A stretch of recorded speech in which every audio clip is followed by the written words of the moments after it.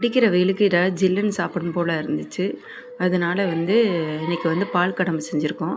First அகரகரை எடுத்துருக்கு. அகரகரை பிச்சு போட்டு அது மூழ்கிற அளவுக்கு தண்ணி மட்டும் வச்சு அடுப்பில் வச்சு கரைய வச்சுக்கணும்.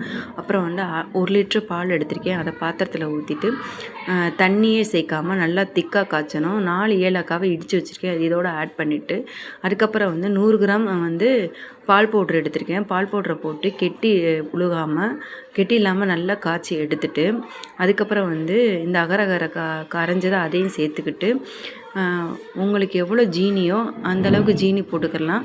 நான் 100 கிராம் ஜீனி எடுத்திருக்கேன். அதையும் போட்டு நல்லா கரைய விட்டுட்டு நல்லா கிண்டணும். நல்லா கிண்டி நல்லா திக்னஸ் ஆகி வரும்போது நான் ஆல்ரெடி கிளாஸில் எண்ணெய் ஊற்றி தடவி வச்சுருக்கேன். நீங்கள் நெய் கூட யூஸ் பண்ணிக்கலாம். அதுக்கப்புறம் இதை ஊற்றி ஃப்ரிட்ஜில் கிட்டத்தட்ட 15 நிமிஷம் வைக்கணும். வச்சு எடுத்தோம்னா இந்த மாதிரி கிடைக்கும். இதை வெட்டி காட்டுறேன் பாருங்கள். எப்படி ஜெல்லி மாதிரி இருக்குது பாருங்கள். சாஃப்டாக செம்ம டேஸ்ட்டாக சுவையாக இருக்கும். கடையில் கிடைக்கிற பால் கடம்பு மாதிரியே இருக்கும். நீங்களும் செய்து பார்த்துட்டு எனக்கு கமெண்ட் பண்ணுங்கள் கைஸ். எப்படி இருக்குன்னு சொல்லுங்கள் கைஸ்.